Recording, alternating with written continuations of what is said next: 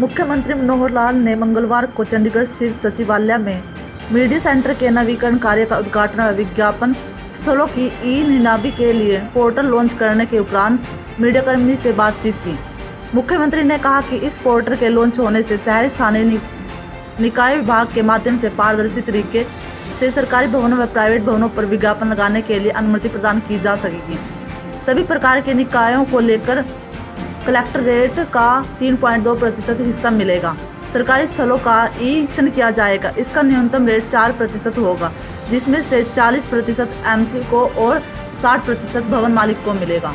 बहुत प्रसन्नता की बात है कि अपने इस मीडिया सेंटर को एक प्रकार से और इसकी सुविधाओं को बढ़ाने के नाते से इसको रेनोवेट किया गया है। आप लोगों की आवश्यकता के हिसाब से जिन चीज़ों की आवश्यकता है वो सब उपलब्ध कराई जा रही हैं, ताकि जो कुछ भी देश प्रदेश की जो खबरें होती हैं समाज को, दुनिया को बताने के लिए आप लोगों को जितना फास्ट सिस्टम मिलना चाहिए उतने फास्ट सिस्टम की एक उपलब्धता यहाँ इस मीडिया सेंटर पर करवाई जाए, ताकि इधर हम कोई बात कह रहे हैं और दुनिया को साथ साथ पता लग रही है, तो इसकी जो भी सुविधाएं देने की एक आवश्यकता थी वो आज पूरी की गई हैं। हमारे डीपीआर श्री अमित अग्रवाल जी ने पूरा एक प्रारूप बना करके आप लोगों से परामर्श करके इसको एक अच्छा बनाया है। इस संदर्भ में मैं आपको बहुत बहुत बधाई और शुभकामना देता हूं, और इसी प्रकार से आगे भी कोई आवश्यकता होगी तो उसको हम पूरा करते रहेंगे। अर्बन लोकल बॉडीज़ का एडवर्टाइजमेंट का जो पोर्टल है उसका भी शुभारंभ किया गया है, और उस एडवर्टाइजमेंट पोर्टल के माध्यम से अब चाहे वो सरकारी भवन है चाहे वो प्राइवेट भवन है, उनके ऊपर जिसको भी एडवर्टाइजमेंट कराने की अपनी आवश्यकता होगी, जिस संस्थान को, उसको एक प्लेटफॉर्म मिल गया है ताकि पारदर्शी तरीके से ये सब सिस्टम कराए जा सकें। क्योंकि अभी कई जगह देखने आता है, अलग अलग शहरों में कई प्रकार की शिकायतें भी आती हैं। कुछ एडवर्टाइजमेंट करने वाले लोगों को स्थान मिल नहीं पाते हैं, और कुछ वो अपने रसूख से, अपने मिलजुल से स्थान ले पाते हैं। रेट्स का भी कोई सिस्टम नहीं था, अब सबके रेट्स बना दिए गए हैं। दो प्रकार से ये एडवर्टाइजमेंट जो है आगे लोगों को टैरिफ के नाते दिया जाएगा। एक तो फिक्स टैरिफ है जो म्यूनसिपैलिटी को मिलेगा, 3.2% ऑफ दैट कलेक्टर रेट, ये पैसा म्यूनसिपैलिटीज को चार्ज किया जाएगा, और जो भवन का मालिक है बाकी वो कितना लेता है वो उसके ऊपर निर्भर करेगा। जो प्राइवेट लैंड है, जहाँ तक सरकारी है, सरकारी लैंड की सब ऑक्शन होगी, उसका ऑक्शन का जो मिनिमम रेट होगा दोनों का, म्यूनसिपैलिटी का भी और बिल्डिंग ओनर का भी, उनका दोनों का मिला करके 4% से शुरू करेंगे। उस 4% में भी जो 40% म्यूनसिपैलिटी को मिलेगा, 60% बिल्डिंग ओनर को मिलेगा, और उस ऑक्शन में जितना आगे उसका हायर रेट जाएंगे उस हायर रेट के हिसाब से दोनों ही बेनिफिशियरी होंगे, बिल्डिंग ओनर भी और म्यूनसिपैलिटी भी। लेकिन लेने वालों में कंपटीशन होगा स्थान के हिसाब से, उसकी लोकेशन के हिसाब से, वो जो अपने अपने एडवर्टाइजमेंट के प्लेसेस को चयन कर सकेंगे।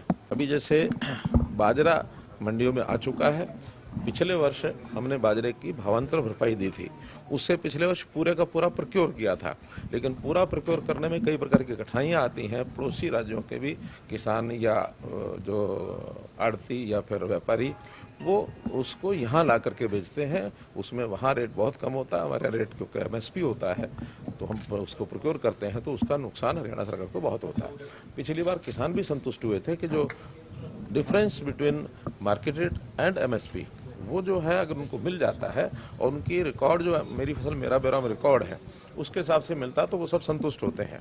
जो रेट डिफरेंस है पिछली बार ज़्यादा था, इस बार MSP 100 रुपया बढ़ने के बाद भी रेट डिफरेंस थोड़ा कम हुआ है।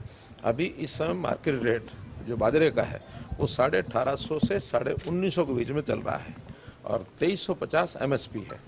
इसलिए ऑन एवरेज अगर 1900 में लगाते हैं तो 450 रुपये का अंतर पड़ता है। इसलिए आज ये घोषणा की जाती है कि उन सब को 450 रुपये के हिसाब से और किसानों को पर क्विंटल के हिसाब से भावांतर भरपाई योजना में ये पैसा मिलेगा। बिल्कुल सुचारू रूप से चल रही है। एक आध दिन बीच में जब प्रारंभ होता तो ग्लेटिंग भी होती है, लेकिन अचानक चूँकि वर्षा का जो फोरकास्ट था वो 6 तारीख से लेकर 10 तारीख तक का फोरकास्ट था, आज 11 हो गई है, तो आज भी कुछ स्थानों पर वैसे तो बारिश हुई है, लेकिन जब फोरकास्ट होती है तो किसान उससे पहले काट करके मंडियों में लाने की कोशिश करता है। तो 4-5 तारीख में एकदम ज़रा जब ज़्यादा आवक हुई थी, उसमें उठान की भी थोड़ा समस्या आई थी, मॉइस्चर के कारण से खरीद की भी समस्या थी, लेकिन वो धीरे धीरे सब ठीक हो गया है।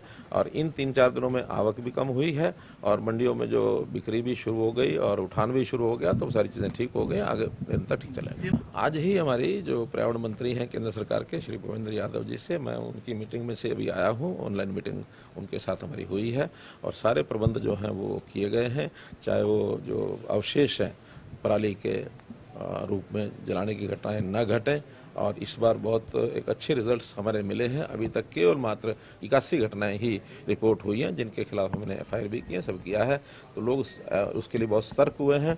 हमने उसमें जो इंसेंटिव्स हैं, 1000 रुपये एकड़ हम देते हैं और जो खरीदते हैं इंडस्ट्री के लोग, उनको भी गौशालाओं के लिए जो अलग से खरीदते हैं उनको 500 रुपया टन अलग देते हैं।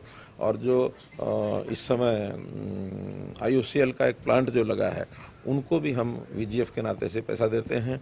अभी कल ही एक टेंडर था जो पैलेट्स बनाए जाएंगे, उसके लिए जो इंडस्ट्रियल यूज़ के लिए थर्मल पावर प्लांट में सप्लाई करने के नाते से 20 लाख मीट्रिक टन का एक प्रोडक्शन का वो टेंडर भी प्रोसेस में वो शुरू हो जाएगा। तो इस नाते से ये सब चीज़ें और इस प्रदूषण को रोकने के लिए, हवा शुद्धिकरण के लिए ये सब किए जा रहे हैं। पटाखों का जहाँ तक विषय है, पूरे प्रदेश में इस बार केवल ग्रीन पटाखे ही चलेंगे, अन्य पटाखे नहीं चलेंगे, ऐसा सर्कुलर निकाल लिया है। हरियाणा मुख्यमंत्री, पंजाब मुख्यमंत्री आपस में मिल बैठ करके ज़रूर कोई रास्ता निकालने की कोशिश करेंगे और उसका जो निश्चित समय हुआ है वो 14 तारीख 11:30 बजे मीटिंग होगी।